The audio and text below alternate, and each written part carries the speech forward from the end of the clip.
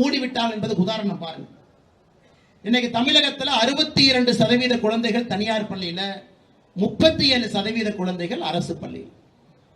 திமுக ஆட்சிக்கு வந்த பொழுது 43% குழந்தைகள் அரசு பள்ளியில, இன்னைக்கு 37% குழந்தைகள் அரசு பள்ளியில். அப்படின்னா 4 வருஷத்துல 7% குழந்தைகள் அரசு பள்ளியிலும் தனியார் பள்ளி போயாச்சு. ஆனா அந்த பள்ளி கல்வித்துறை அமைச்சர்னு அன்பில் மகேஷ் பொய்யாமொழி ஒருத்தர் இருப்பார்.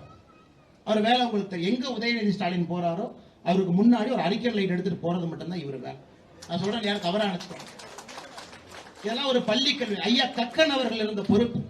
காமராஜர் ஐயாவுடைய கேபினெட்ல, முதல் கேபினெட்ல கக்கன் ஐயா கல்வித்துறை அமைச்சராக கக்கன் ஐயா இருந்த பொறுப்பு.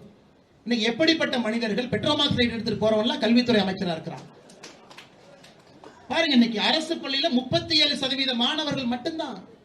62.1% இன்னைக்கு தனியார் பள்ளி.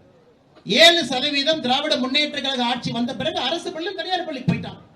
தனியார் பள்ளியில படிக்கக்கூடிய குழந்தைகள் பாருங்க 5,26,052.